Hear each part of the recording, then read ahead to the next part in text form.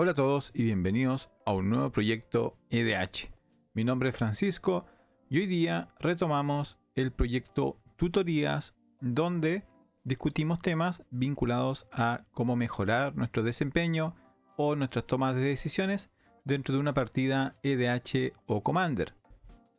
El proyecto entonces hoy día es Evaluación de Amenazas o Threat Assessment, como se conoce en inglés. Y esto viene luego de que ya le hemos dedicado algún tiempo a conversar sobre la construcción de barajas y la lógica del manejo de recursos como guía para la toma de decisiones. Ya, entonces hoy día avanzamos un poquito más y hablaremos de este tema que es muy popular dentro del formato Commander, que es la evaluación de amenazas o Threat Assessment. Entonces, ¿qué es la evaluación de amenazas en Magic y en Magic Commander? Entonces, dentro de Magic, la evaluación de amenazas es la capacidad que tenemos o que desarrollamos de identificar la presencia de peligro para nuestros planes o nuestro bienestar dentro de una partida, ¿no? Entonces, ¿cómo podemos identificar o qué también identificamos las cartas o situaciones que son un peligro para nosotros? Su importancia radica en que, a partir de la identificación de dicho peligro, nosotros respondemos tomando nuestras decisiones, enfocando nuestra atención y gastando nuestros recursos. Por lo anterior, la calidad de nuestra evaluación de amenazas afecta directamente el resultado de una partida. ¿Ya? Si dentro de una partida nos equivocamos en identificar el peligro, esté presente o no esté presente, o dónde está ubicado ese peligro, eso nos puede llevar fácilmente a perder la partida.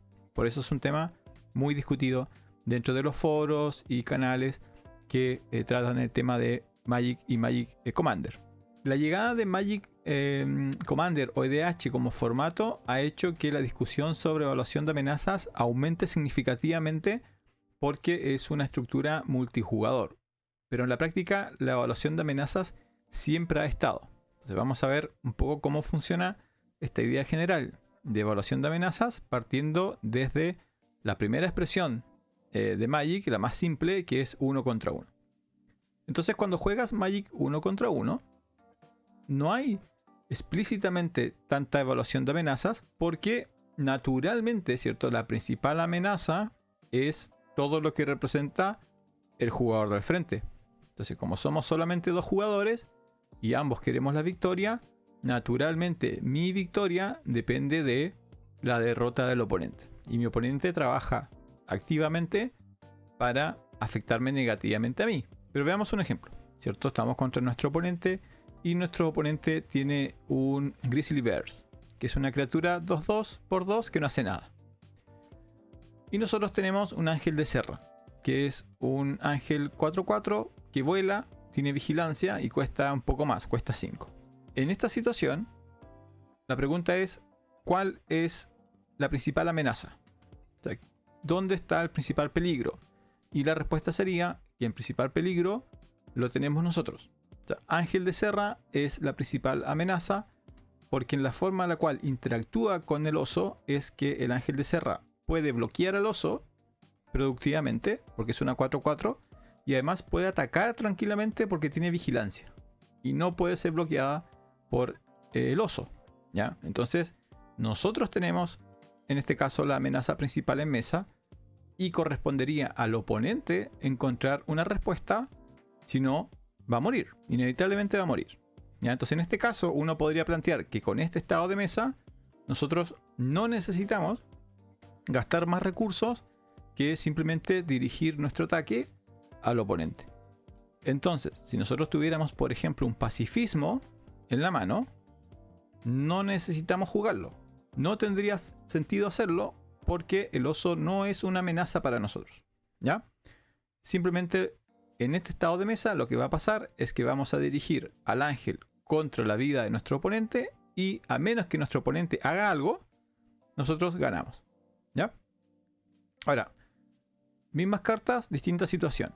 Imaginen que no tenemos el ángel de Serra, sino que lo que está en juego es el oso 2/2 y tenemos un pacifismo en la mano. Entonces el pacifismo puede anular al oso. La pregunta sería, ¿amerita jugarlo? La evaluación de amenazas no es solamente identificar cuál es la carta más poderosa o la criatura con más fuerza, sino la carta que representa activamente un peligro, una amenaza para nosotros. Entonces, es el caso del oso. Entonces, si yo tengo 20 vidas y lo único que tiene mi oponente en mesa es un oso 2/2 y yo tengo un pacifismo en la mano, ¿merece la pena jugarlo? ¿Amerita el pacifismo ser dirigido hacia los osos? ¿O tengo un margen de tiempo? Si yo tengo 20 vidas, ¿puedo dejar que el oso me ataque? La respuesta es sí. Lo vimos, ¿cierto?, dentro de videos anteriores sobre cómo administrar nuestros recursos. El oso nos puede golpear una vez y dejar en 18, 2 veces y dejar en 16, 3 veces y dejar en 14. Y claro, a medida que nos va golpeando, la evaluación de si el oso es peligroso o no va cambiando. Pero tengo mucho tiempo. O sea, la reacción no es inmediata, no es hay una criatura del oponente en juego, tengo que ponerle pacifismo. Ahora, totalmente distinto si luego de jugar al oso, el oponente le coloca un encantamiento como Oak's Form, que es un encantar criatura, un aura que le da +3/+3. Entonces, si el oso ahora pasa de ser una mera 2/2 que necesita golpearme 10 veces para matarme, ahora es una 5/5 que con 4 ataques me mata, obviamente ahora el oso sí es una amenaza. Sí es una amenaza, sí es una criatura peligrosa con la cual yo tengo que tratar y por lo tanto el pacifismo amerita. Ahora, esto que se ve tan directo, tan fácil, tan simple en 1 contra 1, cambia totalmente en una mesa multijugador como es una mesa Commander, donde la pregunta es, bueno, ¿quién, cómo y cuándo es mi amenaza? ¿Cómo lo identifico y cómo administro mis recursos para eliminar ese peligro? Entonces, en Commander, esta conversación toma muchos otros aspectos y muchos otros elementos a considerar que el que originalmente consideraba en un 1 contra 1. ¿Ya? Entonces, importante. Y esto lo vamos a explicar más en profundidad más adelante, pero inmediatamente un principio que tenemos que comprender es que la evaluación de amenazas se desarrolla de manera singular, continua y fluida, y no definitiva. ¿Qué significa eso? Que la evaluación de amenazas depende del jugador. En una mesa 4 contra 4, cada jugador tiene una evaluación distinta. Esa evaluación es continua, o sea, siempre va realizándose y va cambiando. No es definitiva. No es que en algún momento nosotros decimos este es el peligro principal y para siempre es así. Es todo lo contrario. La categoría de peligro principal cambia durante toda la partida y cambia entre partidas. Una carta que puede ser considerada la principal amenaza al comienzo de la partida puede ser irrelevante en turnos más tardes. Una carta que puede ser un peligro en una partida puede no serlo en la siguiente partida, jugando las mismas barajas, porque hay un elemento de contexto muy importante, y una carta que puede ser terrible para una de tus barajas puede ser inútil contra otras de tus barajas.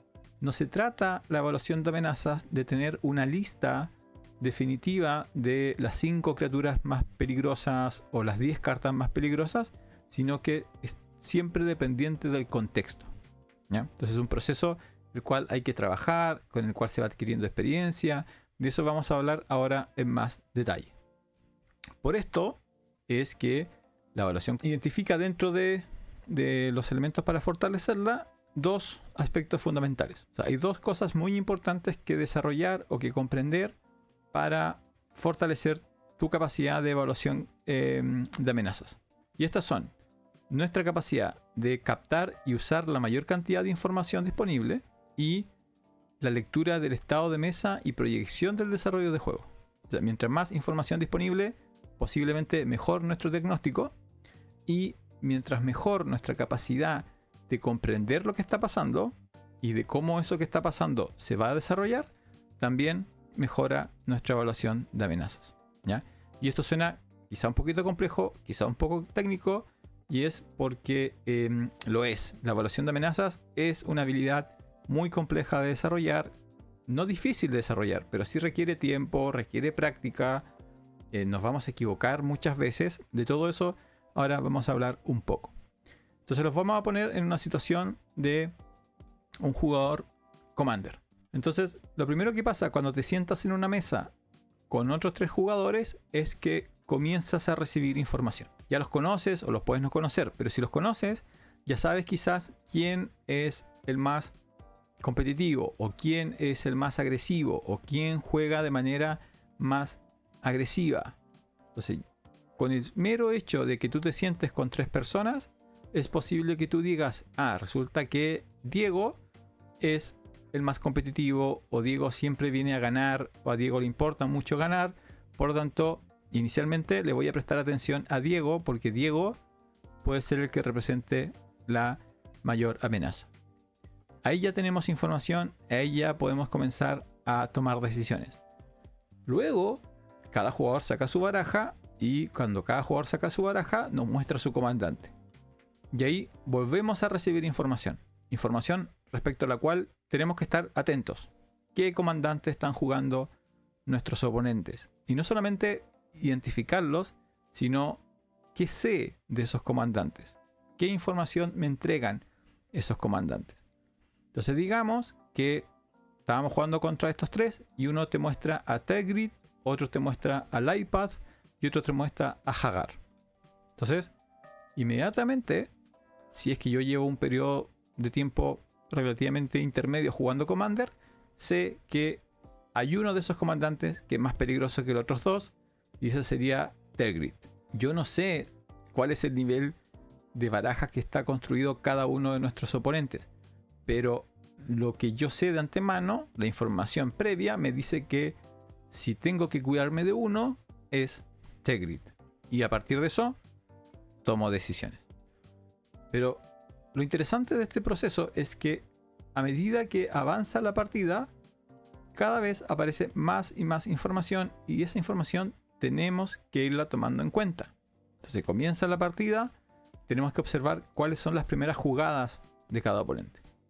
Entonces Tergrid, imagínense que su primera jugada es una arena pirexiana, Lightpath juega una Sigarda 8 y Hagar juega unos Fire de Yamibaya. Entonces nuevamente vuelvo a reajustar cuál de estas cartas en combinación con su comandante representa una mayor o menor amenaza. Al mismo tiempo tengo que estar pensando qué es lo que puede haber en sus barajas, qué es lo que típicamente una baraja Tergrid contiene dentro de ella. Estadísticamente es muy probable que haya un Mind Slider. Lightpath, hacer una baraja mono white, quizá tiene un Firewall. Hagar, seguramente al ser Gruul, tiene un Etali. Entonces, no solamente se trata de contra qué persona juego, contra qué comandante juego, contra qué cartas van apareciendo, sino también qué cartas pueden o no estar en esa baraja. Puedo estar equivocado. Puede ser que yo imagine que iba a haber esta carta en una baraja y no lo esté. Pero ¿qué me dice la experiencia? ¿Qué me dicen las partidas anteriores? ¿Qué me dicen lo que sé de ese jugador, de ese comandante, de las cartas que ha ido jugando? Y vuelvo a partir de eso a decidir cuál es la principal amenaza, cuál es el jugador más peligroso, cuál es el comandante más peligroso, y cómo dirijo entonces mi removal, mis contrahechizos, mi destrucción masiva, cómo voy tomando decisiones. Y finalmente a partir de eso se suma todo lo demás, todo lo que hemos hablado en videos anteriores. ¿Qué pasa con la cantidad de vidas? ¿Qué pasa con la cantidad de cartas? ¿Qué pasa con la disponibilidad de maná? ¿Qué pasa con, cierto, la disponibilidad de tiempo? ¿Quién a partir de esa presencia o no presencia de recursos es el jugador más peligroso, o tiene la carta más peligrosa, o la interacción más peligrosa? Y todo esto es información. Todo esto es información que continuamente está cambiando, se está procesando, y frente a la cual yo estoy tomando decisiones, incluyendo definir qué es o cuál es la carta a la que le tengo más miedo o la cual me genera más preocupación. Y esto, por último, en este punto, se está desarrollando en una partida de Magic donde hay turnos, hay orden, hay mantenimiento, hay un montón de reglas por sobre la mera presencia de recursos. Entonces, esto es lo que hace que sea tan difícil dominar inmediatamente la evaluación de amenazas, y por eso hay mucha discusión y por eso hay mucha gente que discute sobre esto, o en la misma partida se discute, ¿no? Hay gente que dice, oye, te equivocaste, tenías que haber destruido esto, o tenías que haber contrarrestado esto. Es la típica discusión al final de una partida, y tiene que ver con que esto no es fácil. Esto no es fácil, y es un tema a lo cual vale la pena dedicarle tiempo, y como jugador vale la pena evaluar si es que pude haber hecho algo mejor, si es que me equivoqué en algo, cómo lo mejoro, o si es que subestimé una carta o sobreestimé una carta, cómo eso afecta mi siguiente partida. Entonces, a partir de lo anterior, obviamente la evaluación de amenazas se ve afectada fuertemente por la experiencia. Entonces, como toda habilidad, la práctica y el tiempo son fundamentales para ir mejorándola. Es totalmente normal en jugadores iniciales que se cometan errores. Si tú estás escuchando este video y tú estás comenzando a jugar, estás construyendo tus primeras barajas Commander, o estás saliendo de un grupo de jugadores conocidos, grupo de amigos con los que jugás siempre, a una comunidad donde quizás se juega más competitivo, donde hay ligas, es totalmente normal que cometas errores. Es normal que frente a jugadores o comandantes que no conocemos también se cometa errores y haya un margen de error. Lo importante es tomar esa experiencia y transformarla en información para tener en cuenta futuro. Para ejemplificar esto, todos los jugadores de Magic tienen esta historia. Cambia el protagonista, cambia la fuente del error, la fuente del aprendizaje, pero todos tienen esta historia. La primera vez que nos encontramos con una carta como Kaalia of the Vast, como Aragorn the Uniter o como Narset. Nos sentamos inocentemente y le preguntamos a un oponente, oye, ¿cuál es tu comandante? Y nos dice Kaalia, y la leemos, ¿cierto? Sin saber cómo se desarrolla la partida, y simplemente vemos que es un ángel 2/2, que vale 4, además 3 colores específicos, que tiene que bajar, que tiene que atacar, y que cuando ataca tú puedes poner un ángel, un demonio o un dragón de tu mano atacando en el campo de batalla.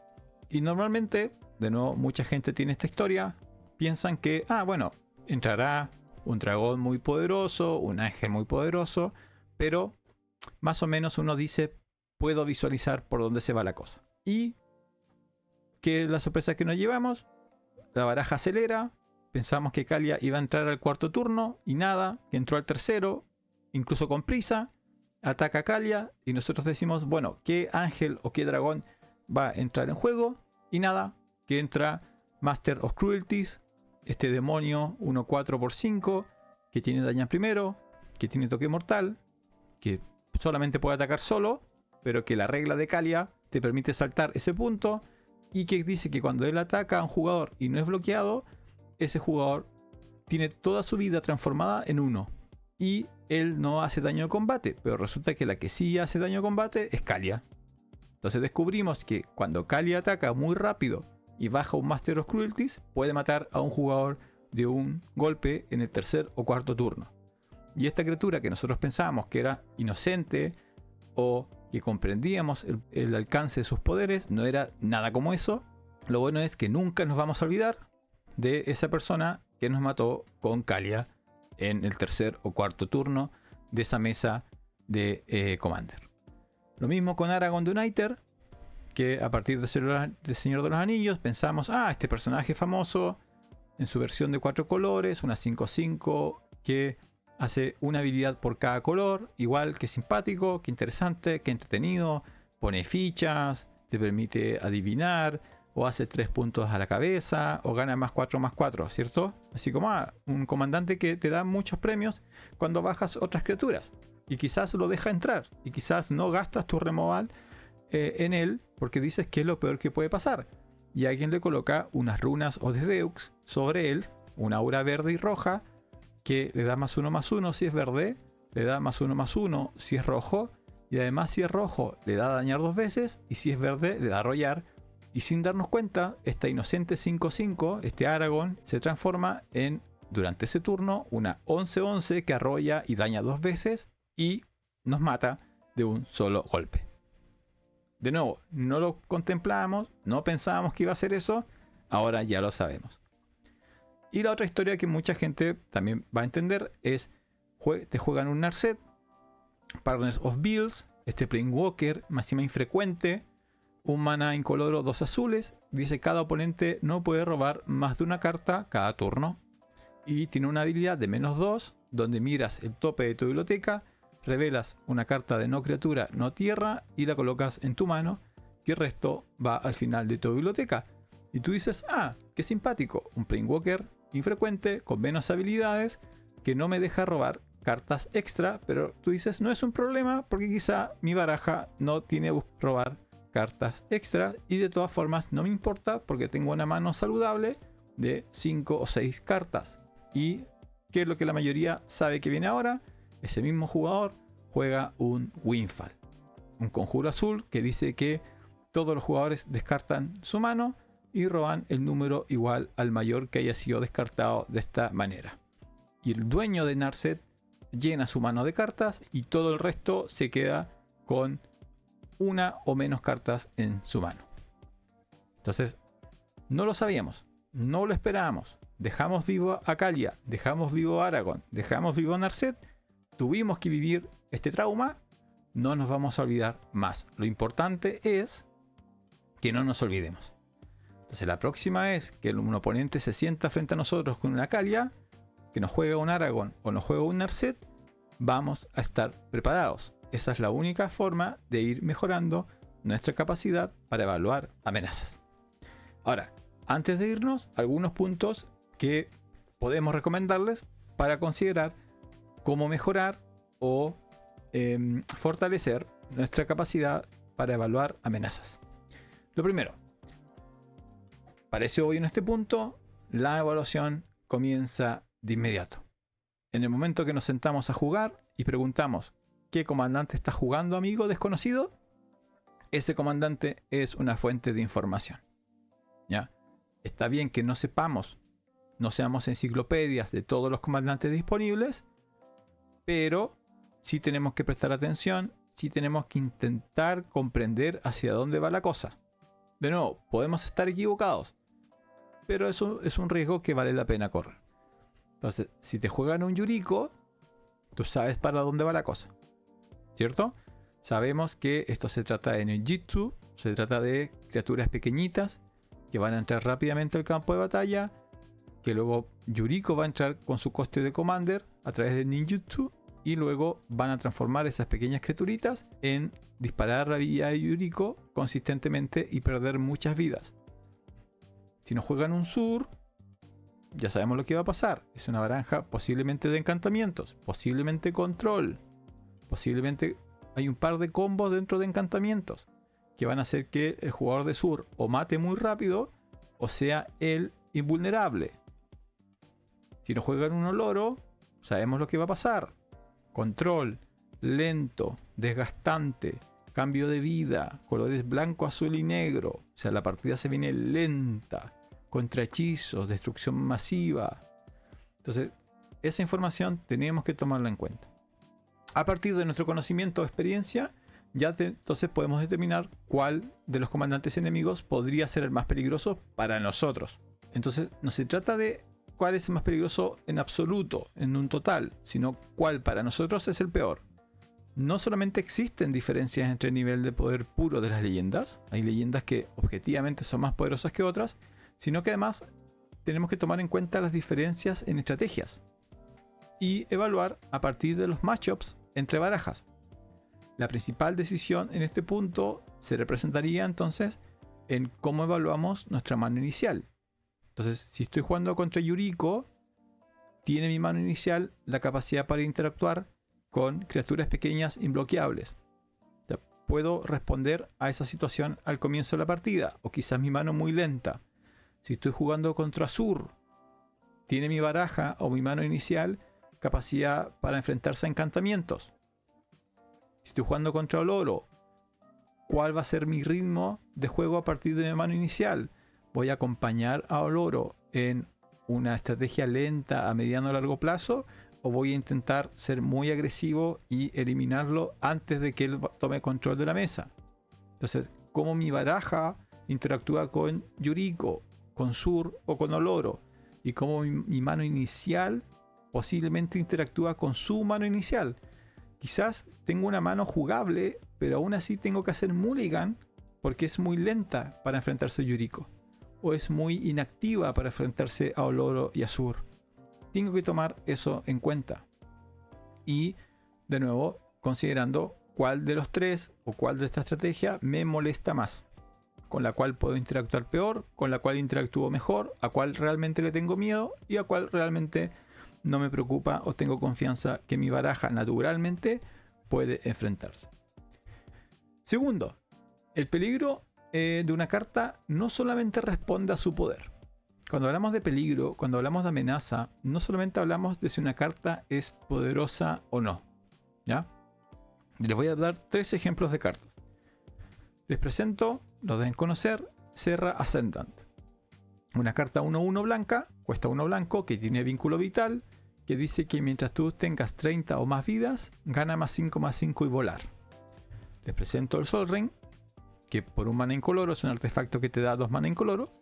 Y les presento al Esper Sentinel, un humano soldado artefacto blanco, cuesta 1 blanco, 1/1/1, que dice que siempre que un oponente castee su primer hechizo no criatura cada turno, roba una carta a menos que ese jugador pague X incoloro, donde X es el poder del Esper, ¿ya?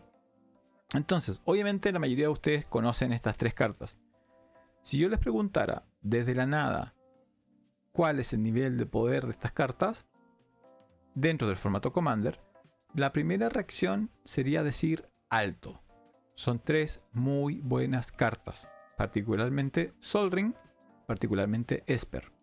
Pero luego, si yo los quedara mirando o les diera más tiempo para analizar su respuesta, dirían, también depende en cuándo se juegue y cómo esté la mesa.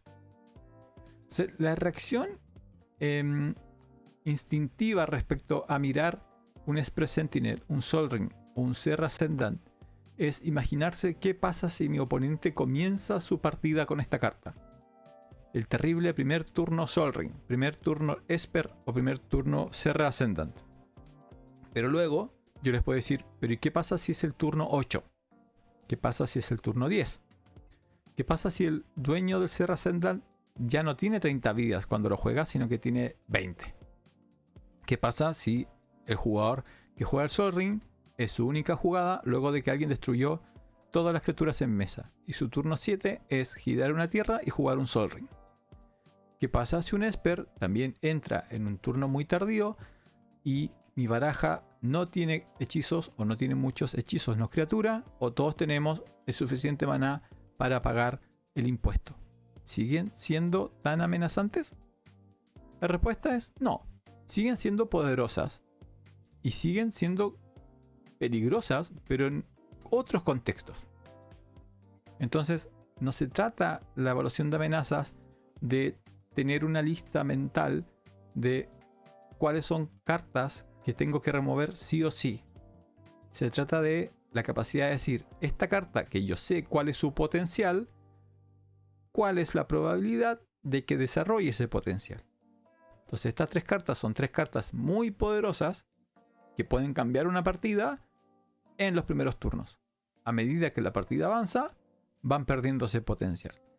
Entonces, en una partida más avanzada, quizás no necesito gastar mi Abrade en destruir el Sol Ring o destruir el Esper o matar al Serra Ascendant. El gasto de mi removal va a depender del contexto. Si en un contexto específico la carta es una amenaza. Si no lo es, no necesito removerla, ¿ya? Tercero, la evaluación es singular a cada jugador. Eso significa que no necesariamente en una mesa hay una opinión única o correcta sobre cuál es la carta más peligrosa o cuál es la situación más peligrosa. Les presento a Ghalta, Primal Hunger. La mayoría de ustedes lo va a conocer. Un dinosaurio Elder 12/12 arroya, que cuesta 12, pero que cuesta X menos, donde X es el total del poder de nuestras criaturas. O sea, potencialmente lo podemos bajar mucho más barato. Una 12/12 que arrolla. para hacerlo más peligrosa y hacer más entretenido el ejemplo, el jugador que tiene Galta también le coloca un Fire Screaker, que es un artefacto, un equipo por 3 que se equipa por 2, que le da a la criatura dañar 2 veces. Entonces Galta es una 12-12 que arrolla que daña 2 veces en este ejemplo. Entonces vamos a la mesa y en la mesa tenemos a Zurgo dominando a su Galta con su equipo que le da dañar 2 veces. Naturalmente, en esta situación, si la mesa se ve así como está, Galta es la amenaza. Y estamos todos de acuerdo. Todo el resto de los jugadores está de acuerdo con que hay que destruir a Galta. Pero ¿qué pasa si yo tengo en mesa un Maze of It y un Mystifying Maze? Que son 2 tierras que me permiten anular a una criatura que esté atacando. Entonces en ese caso, ¿es para mí un problema Galta?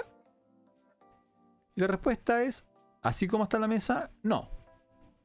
Entonces Zurgo, lo más probable es, como sabe que si él me ataca a mí, yo voy a simplemente anular su ataque, él dirija su ataque hacia alguno de mis otros 2 oponentes.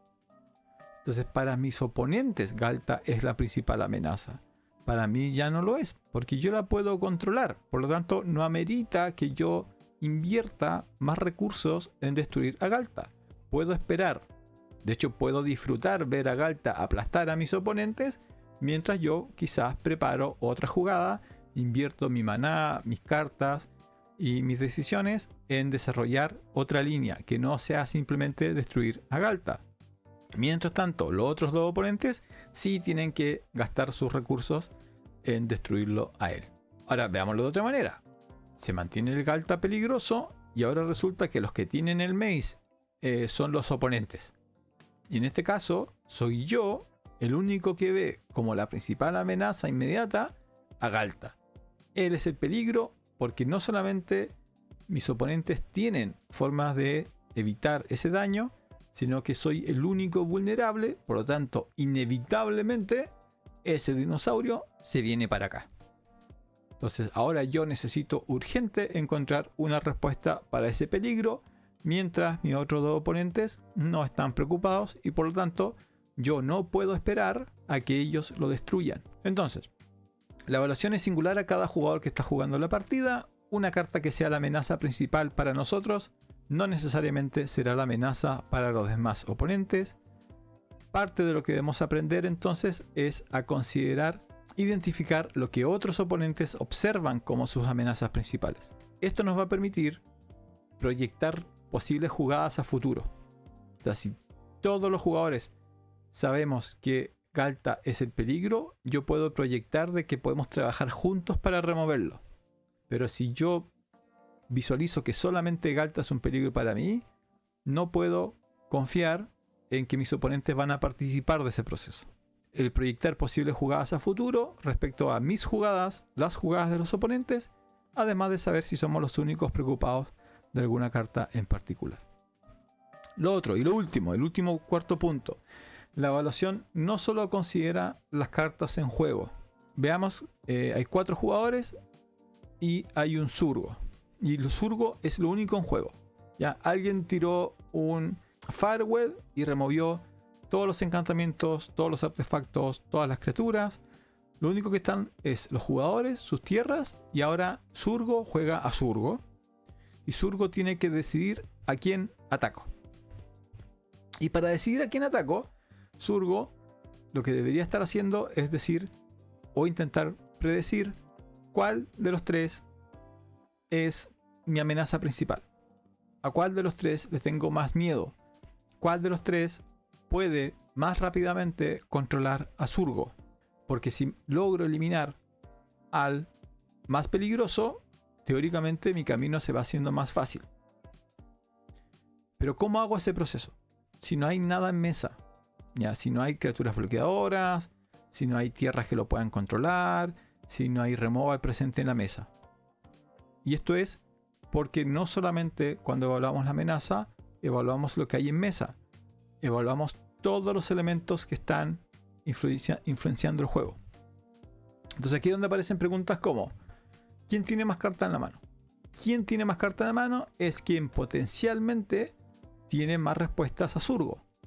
Y por lo tanto, sería quien nosotros queremos hacer desaparecer más rápido. Entonces, las cartas en mano es un factor que, personalmente he notado, muchos jugadores iniciales no toman en cuenta. A medida que vas jugando más y más común se te hace escuchar y tú mismo preguntar a los oponentes cuántas cartas tienes en mano. ¿Cuántas cartas tienes en mano? Entonces, si Surgo tiene que elegir quién es el más peligroso, a quién yo dirijo mis 7 puntos de daño, un gran parámetro es quién tiene más cartas en la mano. Quién tiene más posibilidades, por lo tanto, de alcanzarme en términos de presencia en mesa, o encontrar una respuesta a Surgo, o jugar algo que compita con Surgo. Obviamente también una pregunta sería cómo se ubica la distribución de vidas. ¿Podemos eliminar a un jugador con un ataque de Surgo? Porque si es así, y potencialmente estamos desapareciendo un tercio de nuestros oponentes, es un gran factor a tomar en cuenta. ¿Ya? Si hay un jugador con 40 vidas y 2 jugadores con 7 vidas, ¿qué me conviene más? ¿Empezar a atacar al jugador con 40? Eso significa que 3 oponentes míos van a tener más turnos de tiempo para poder encontrar una respuesta. ¿Qué pasa si voy eliminando a los oponentes con menos vida? Voy ganando tiempo. O sea, hay menos turnos en contra mío. ¿Qué nos dicen el cementerio? ¿Qué nos dicen las jugadas anteriores? ¿Qué nos dicen las zonas de exilio? ¿Cómo analizo lo que ha pasado hasta entonces en la partida? Porque las barajas siguen una lógica, ¿no? Entonces, a partir de lo que los jugadores han hecho en turnos previos y a las cartas ya jugadas, yo podría intentar apostar, ver cuáles son lo que se viene. ¿Qué es lo que queda en la baraja? ¿Cuáles son las cartas en la mano? ¿Cuál es el tipo de jugada, plan o respuesta que el jugador tiene frente a mi Surgo? Todo eso lo tengo que tomar en cuenta, además de las vidas, las cartas en mano, etc. Entonces, resumen. La evaluación de amenazas nos permite identificar los principales peligros dentro de una partida y dirigir nuestros recursos hacia eliminarlos. Para nuestra capacidad para diagnosticar el estado de juego de una mesa, la práctica y la experiencia son fundamentales. Y por lo tanto, de nuevo, los errores son importantes. Tenemos que permitirnos cometer errores, tanto en cuanto eso nos permita aprender de ellos.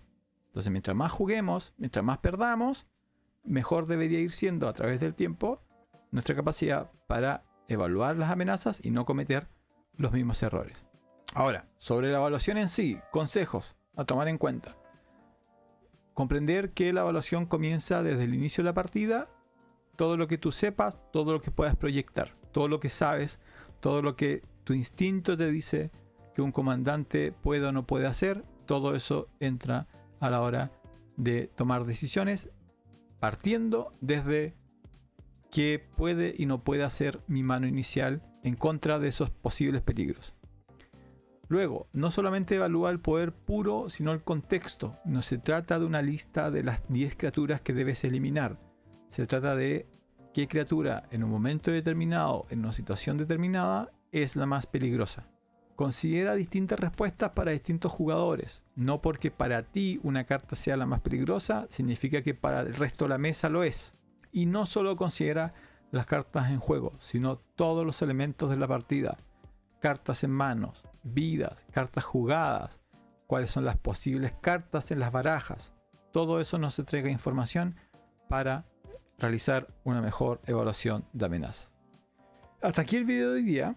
Hasta aquí la primera parte, pero se viene una segunda parte. En un próximo video vamos a conversar sobre cómo estos puntos se ven afectados por la naturaleza social del formato EDH. O sea, ¿qué pasa cuando a esto que podría ser considerado como bastante objetivo le introducimos el elemento humano y el elemento de estamos jugando un formato multijugador donde hay mucha conversación, mucho que discutir, mucha negociación? ¿Qué pasa cuando la naturaleza social se mezcla con la evaluación de amenazas en una partida Commander?